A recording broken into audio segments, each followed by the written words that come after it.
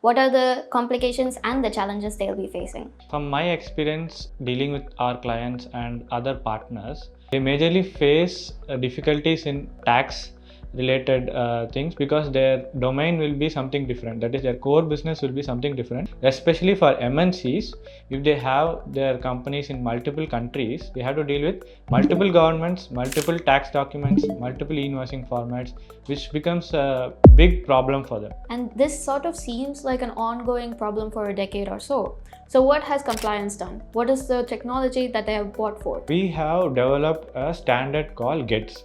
What are the benefits or how the businesses are impacted by using GETS? There are three major. Hey everyone, welcome back to an episode of Complyance. I'm Darshini, and today we'll be diving deep into the future of global e-invoicing. And I'm joined by our special guest, Siddharth, who's an in-house expert on everything related to e-invoicing and the regulatory frameworks. How are you, Siddharth? Hey Darshini, thank you for asking. I'm doing great. I'm excited to be in your podcast and talk about the framework that we have developed for making global invoicing easy. Okay, so it seems like we're in the middle of a huge shift that's going to transform the way that businesses in general will handle e-invoicing. So I was wondering how companies will face this, companies that operate across the borders will be facing this. What are the complications and the challenges they'll be facing? So, from my experience from dealing with our clients and other partners, so what I have seen is many companies and clients in different sectors, they majorly face difficulties in tax related things because their domain will be something different. That is, their core business will be something different. But while coming to e-invoicing, they have to deal with tax mandates and other tax related stuff. And the e-invoicing formats, they have to deal with different e-invoicing formats, especially for MNCs. If they have their companies in multiple countries, they have to deal with multiple governments, multiple tax documents, multiple invoicing formats, which becomes a big problem for them. So these are the main things that companies face difficulties in. Right. So I was wondering, why did it take so long for standardization to become a thing in the global e-invoicing? Yeah, that's a great question, Darshini. So, if you see the e-invoicing structure and the history, so e-invoicing came into being around the 2000s while the electronic revolution and everything related to computers was booming, right? So, at that time, if you see, only very few companies have adopted e-invoicing, and most of these countries were doing e-invoicing in a voluntary method rather than mandates. And if you see the companies structure and companies which existed then, they didn't have that much of electronics or technical capabilities. Only the major top companies and global companies had the capability of doing e-invoicing, and even for them it was a new concept, right? So seeing then so because of that, companies were not able to adopt this as a mandatory feature at that time. And even governments could not force businesses because they can't force businesses which don't have capabilities to invest in e-invoicing just for the government's need, right? But if you see now, most of the companies, they cannot engage without a PC or a computer with them. So coming to the present scenario, if you see, any company cannot operate without a PC or a basic electronic infrastructure, right? So this is the exact time when e-invoicing can be easily implemented in even the smallest of the companies. So in the past 8 years or past decade, the government has been aggressive in implementing e-invoicing in many countries and to almost all the sectors and companies in that particular country as well. Wait, so what has exactly changed in the last decade or so? Yeah, so in the last decade, as I already told, countries and governments have been aggressively pushing for e-invoicing. As for the government, it is a boost in the income tax or revenue from the businesses taxes. So and the capability of doing e-invoicing in businesses have also improved greatly. If you see, first they standardized this e-invoicing through Peppol, which emerged in 2008. So this Peppol was introduced as a non-profit organization which helped in e-invoicing for companies and countries in the EU. Uh, at that time, in 2008, when this was introduced, governments were not keen on listening to the transactions happening in the companies. They just wanted a framework where companies can easily transfer these e-invoices within themselves, and within inter-country e-invoicing was also facilitated for having a common ground through all the countries in the EU. So this happened in around 2008 and 2010. But now what governments are doing is they want to hear and listen to those invoice transactions to know the sales, or to know what businesses are selling and how much they are selling, to avoid the tax gap that businesses have normally. To many businesses try to avoid these taxes, but now governments, to improve their taxation and to have greater revenue, they want to listen to these invoice details. But as a business perspective also, businesses also have so many manual processes if the invoice are sent in PDFs or in a manual way. They cannot directly import it to their ERP. If a PDF comes, someone has to manually enter those details into the ERP and other softwares. So using e-invoicing, businesses can automate these processes, as well as they can automate the related tax filings and other tax related stuff related to this e-invoicing as well. So this is what has been happening in the past decade. Okay. So if I remember, you mentioned about this framework called Peppol, right? And if I'm not mistaken, I remember that some countries like Saudi Arabia hasn't adopted Peppol. They have chose to take a different option, and for some countries like UAE and Singapore, they have adopted a localized version of the Peppol XML. So aren't we seeing a divergence from the original vision of a universal standard? Yeah, exactly. That's a great doubt and a great question. So, what happened is Peppol was introduced as a universal standard for easy communication. But as the government's need improved or increased, they started adopting and building on top of this Peppol and UBL and other e-invoicing standards. And now what has happened is, it has due to improvements and other improvements in technology, as well as improvements in data listening. So they have built upon this Peppol, and each country has been adopting a different standard. Even though if it's not drastically different from Peppol or standard e-invoicing standards, it is slightly varied from the Peppol or the normal e-invoicing standards.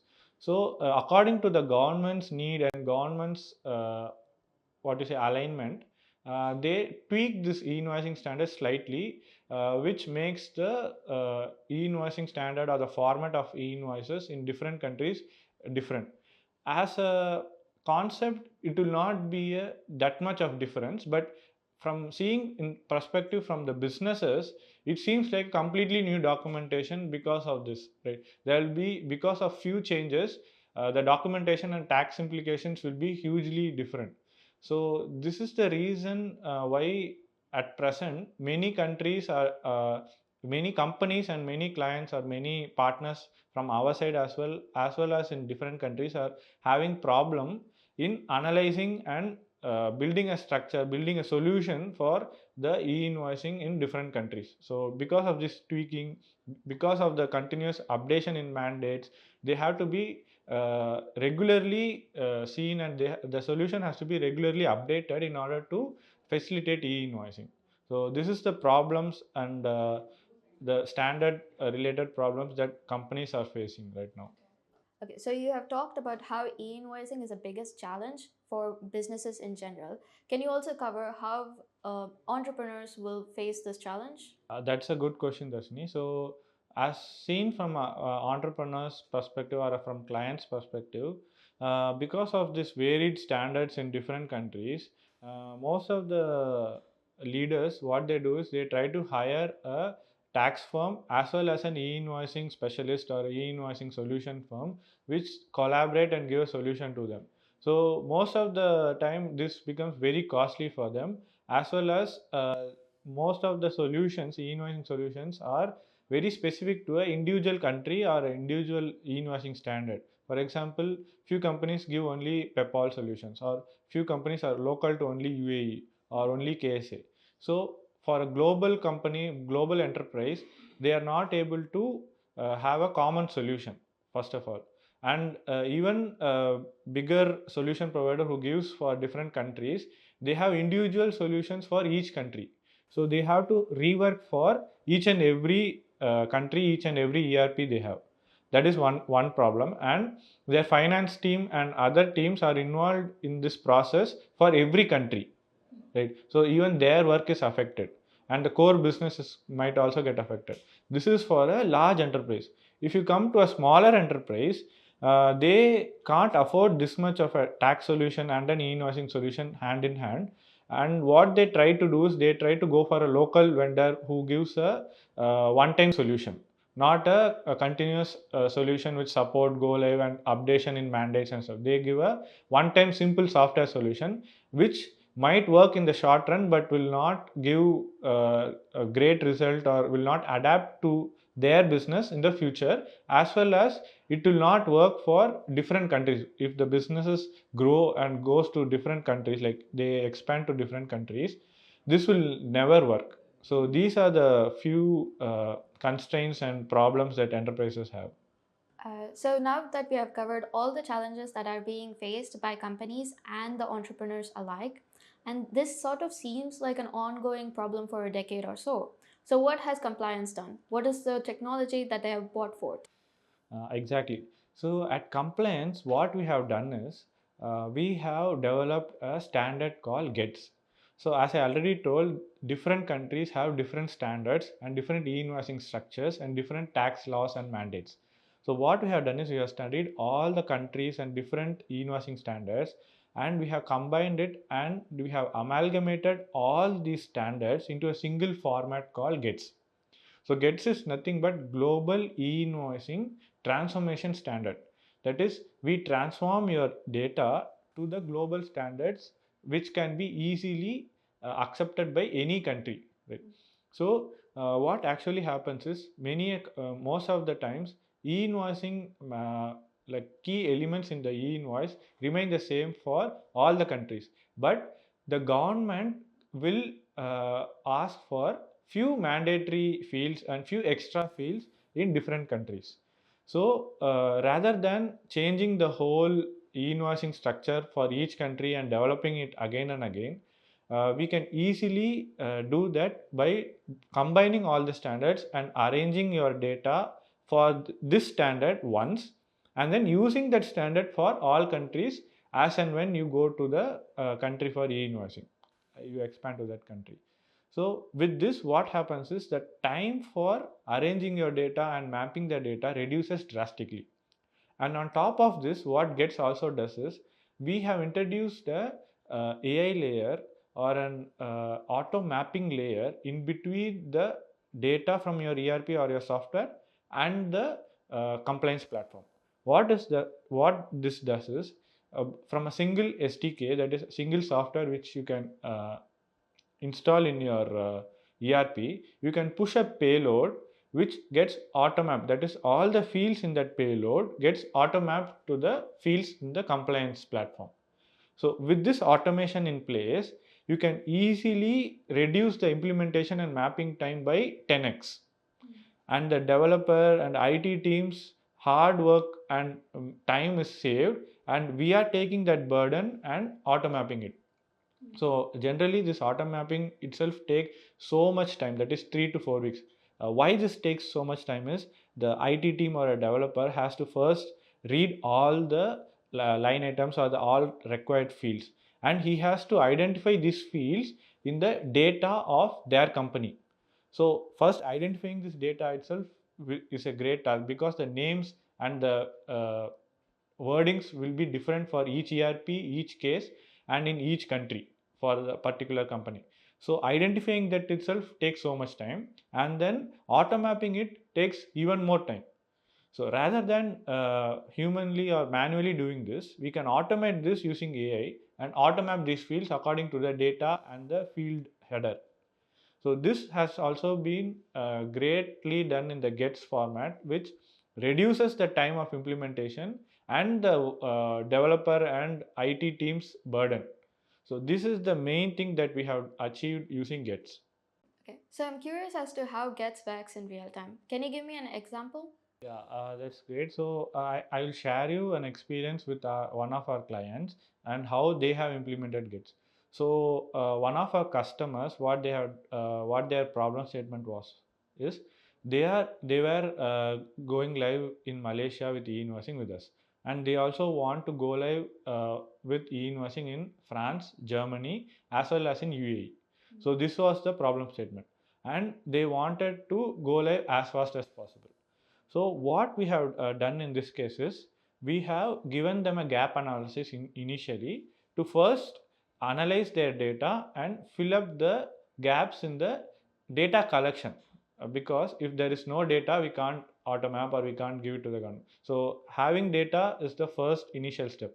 So what we have achieved is we have given them the gap analysis and the tax experts advice, and arranged all their ERP data in their database according to the required mandates from the governments of different countries with a single sitting. Right. After this, what happens? After this is the hard part. So after this, what comes is the easy part and the easy implementation part. So after all the data is ready and easily accessible, what we do is we give them the API platform of compliance. Through this platform, even a beginner developer in their team can easily access the SDKs, software development kits, for each ERP types. We have developed SDKs in different languages as well. Whatever language their ERP is using, they can use that corresponding SDK and install it in their ERP.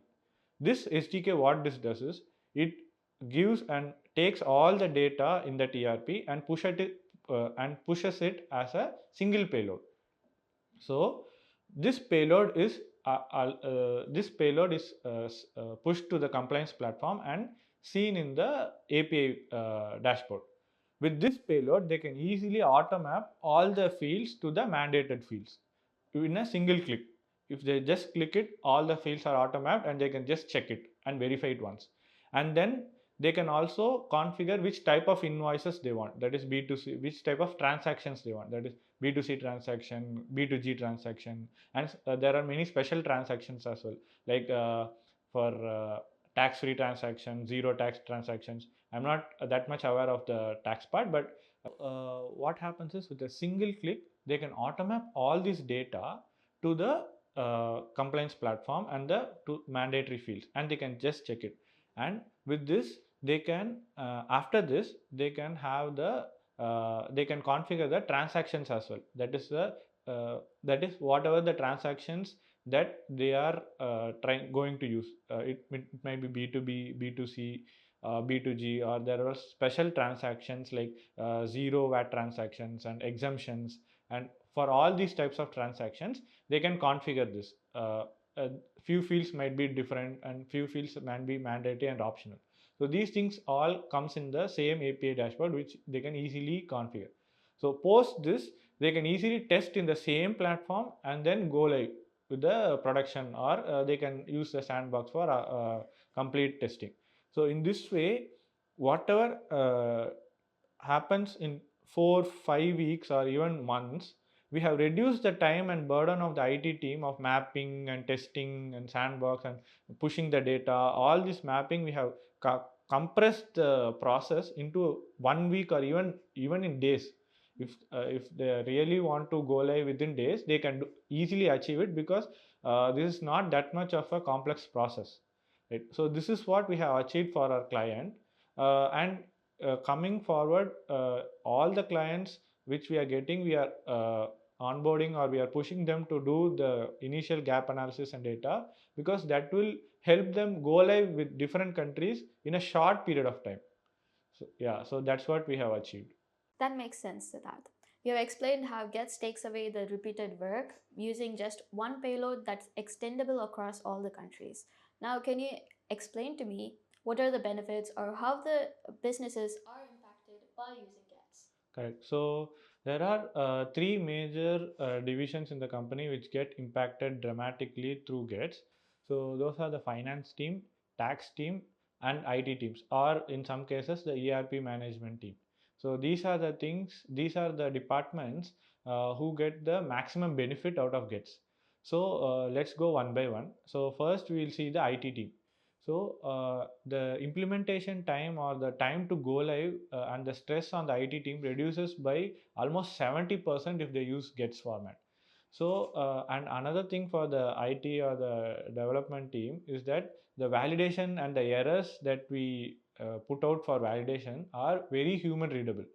So even for different countries and different regions, we will give it in a human readable format so that they can easily find out where the issue is and rectify it.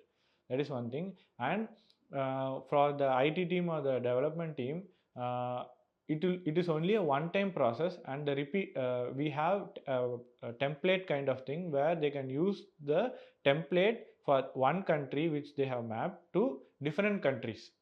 So they can use this template and even further reduce the implementation time. That is another thing. And coming to the other entities, that is the tax team.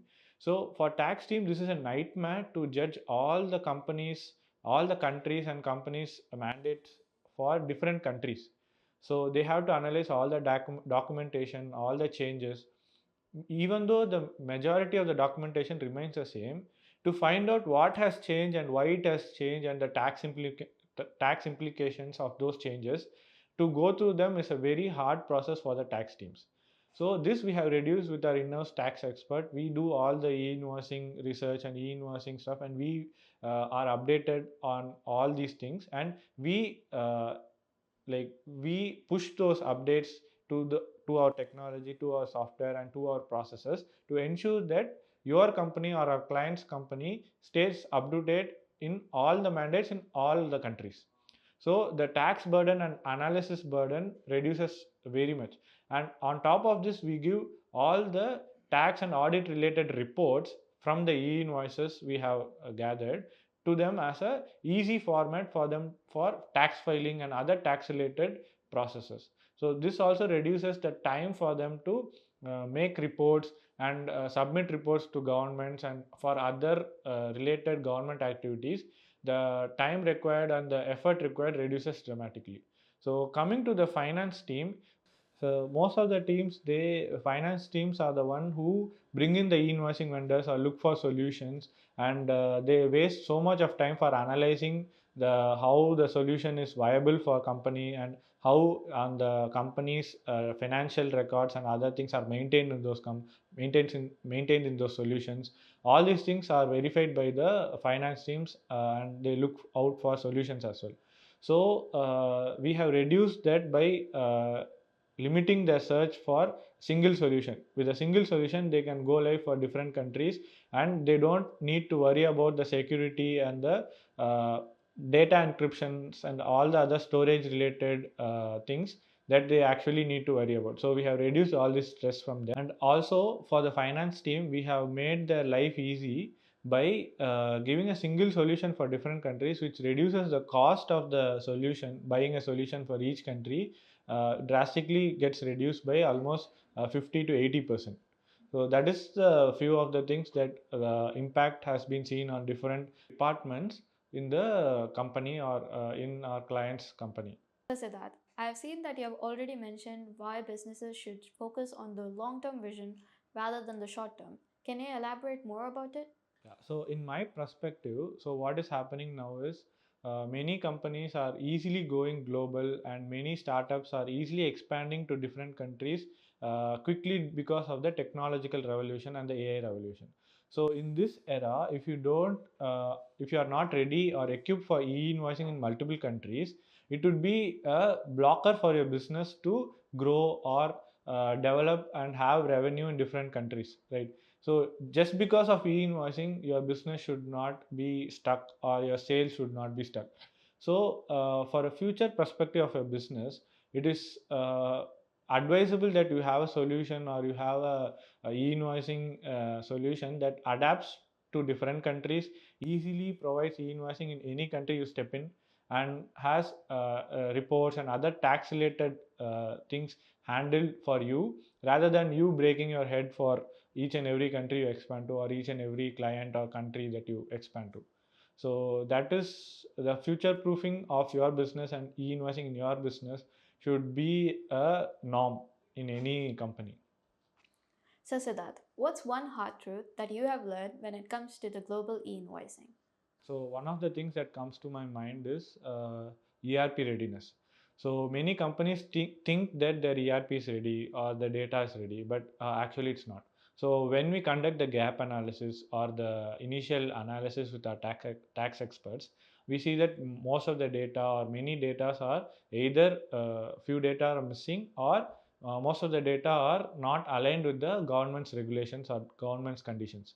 So this is one of the major thing. And for example, if you see, they think that they have the calculations correct and stuff, but a simple mandate from government saying that uh, we only need rounded off to two decimals rather than three decimals, or whatever the small changes, completely changes the data structure in the ERP, right? So these small things are always overlooked, and these small things are the major blockers in the timeline or the go live period as well. So these things are overlooked very easily in many companies. So, what else do you think the businesses often overlook when it comes to e-invoicing? So one of the key things that businesses misunderstand or do a mistake in is, so they think that e-invoicing is a one-time thing or a one-time setup. They do all the hard work in 2 to 3 months and they set it up, and then the work is done. Everything goes fine. So this is not the case. So actually, what is the best process is, you have to educate your finance, tax, and IT teams for e-invoicing, and you have to make it such a process that it is a daily routine, that is in a daily apart from the core business, they are engaging in the e-invoicing activity for 1 or 2 hours daily till the go live period, so that the go live also happens side by side with the core business activities, and all the teams are properly involved in a structured way.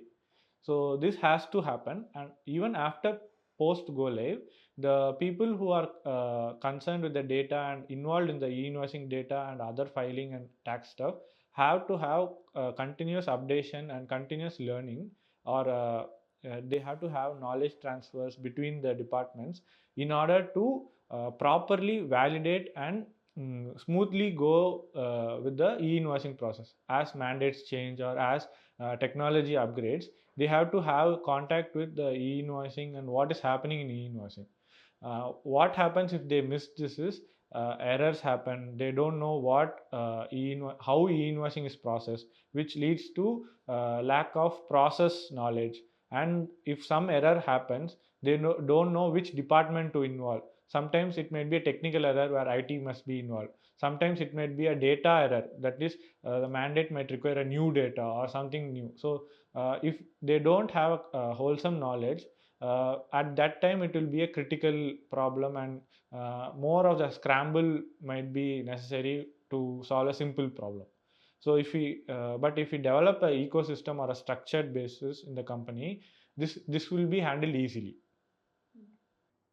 As Siddharth mentioned, teams being aligned is very crucial when it comes to global invoicing. So, to make the process very simple, we have made a global checklist, and this would help you prepare your teams, because when it comes to invoicing, a setup and training is not a one time thing, it's an ongoing process.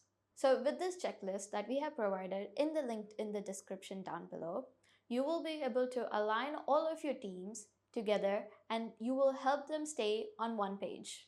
And you can also plan your team's activities and team goals according to this checklist in order to achieve a smooth go live. Moving on to our last hard truth. What else has caught your attention as a hard truth? So one of the things that the companies do not think of is, they assume that if you do e-invoicing or get complaint in e-invoicing in one country, it is the same process again in another country, or it will be easy, or the time gets reduced easily in the next country which they go. That is not the case, because completely the tax structure might change if one country is adopting Peppol related e-invoicing and other countries not adopting and not adopting Peppol, rather than they are adopting their own custom solution, the complete process has to be reworked and realigned. All the teams has to be again pulled in, but because of the knowledge, that teams might be aware of what to do, but the process still remains the same and the time does not go down drastically. But using gets, it is a different scenario. But uh, generally this assumption is there for many countries that if e-invoicing in one country is happening in this much time, the in other countries it can be easily done in few weeks or something. So that is not the case. So, to wrap everything up, Gets takes away the fragmentation that most businesses struggle with. It lowers the cost and speeds up the integration, making e-invoicing much more manageable. So if this episode has helped you, share it with your team or anyone preparing for global e-invoicing. I'm Darshini and this is Complyance. Don't forget to subscribe and share it with your friends. See you in the next one.